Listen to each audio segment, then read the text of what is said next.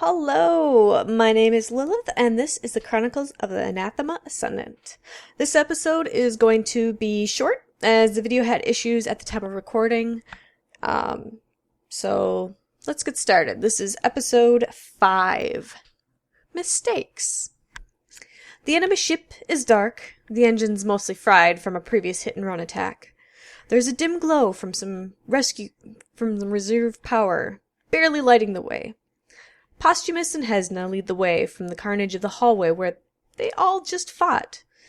Shepard and Macarius feeling their way clumsily behind, as they do not have any light source to see. The party find the door they have been looking for. The command bridge is only just ahead of them. Hesna is the first to tell that something is up. He can feel the temperature drop, and starts to hear whispering in his ear from something he cannot see. He uses his psychic abilities to look beyond what he can feel around him. And he can tell that there is something up ahead that is not from this world. So him and Posthumus, as they get a little bit closer, they could feel it even more. The rest of them start to feel this unease and feel the coldness around them. Posthumus looks over to Shepard and basically says that he's the most useless and that he should go first and be a meat shield. Macarius, not wanting to be in the ahead of all of them, agrees with him and tells him that yes, he should go first, open the door, and since he is the best shot, and shoot the shit out of whatever's in there. So, although Shepard didn't really like the idea, since Macarius told him to, he decided that he'd best obey. He opens the door, and he doesn't see anything out of the usual. It looks like a normal command deck. The lights are on.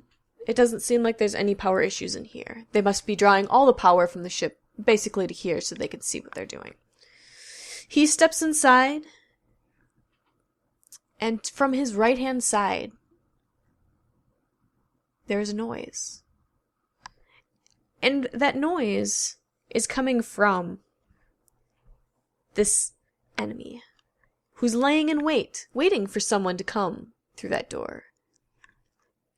An enemy from the darkness of the Immaterium, a demon to some, its claws infectious with toxins, sharp enough to tear through armor and skin alike, its skin thick like its own personal armor. The light dims in its presence. Small sounds, whispers in the ear. Chill in the air, the temperature plummets even more. The monster swings its arms, its claws tearing Shepard's arm to pieces. His fist weapon falls to the ground as he shrieks in pain. Macarius and Posthumus both attempt to take shots at this creature without much success. Coming from around the captain's council, 2 more figures emerge, a woman under hood in darkness. She spouts some words and Macarius is bent to her will. His gun goes off, but he is a terrible shot and misses. She attempts this several more times, trying to get him to shoot himself, to shoot anyone, and pretty much he does a whole lot of nothing. Shepard, on the other hand, is getting mauled constantly by this creature from beyond, and eventually he falls to the ground, his guts spilling on the floor. Soon, Posthumus is right there with him. A good few claw attacks. 1, 2, 3. And Posthumus's guts are barely being held in by his own hands. But he too falls unconscious from fatigue, and on the ground he goes. His guts being released onto the floor because his hands can no longer hold it. At this point, Hesna, who's been shooting from behind Shepard's body on the floor, him and Macarius both decide that it's probably best for them to leave. Macarius tries to get out of the room, and Hesna starts to flee. But the witch, she's not too keen on this idea. She's able to infiltrate Hesna's mind, and while it feels like a cold fingers pulling at strings of his mind, she makes him come back. She tells him to come back to her, and he does. Several times, in fact. Every time he tries to escape, she's able to get him to come back.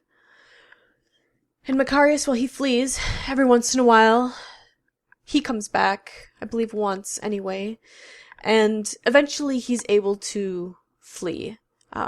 He was chased for a while, but eventually they focused all their attentions onto Hesna, who was their astropath. And he too falls. Macarius is able to make his way back to not the command deck, but the area bay that they had been ported in and got teleported out. Istrao having received a mind link message from Hesna not too long before.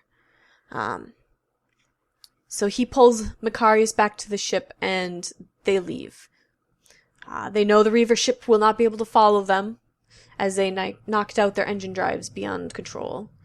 But now Macarius is down 3 people. His most loyal and most sought after for counsel. So now he is heading back to find some place to port where he can find a few more crew members. So until next time, see ya.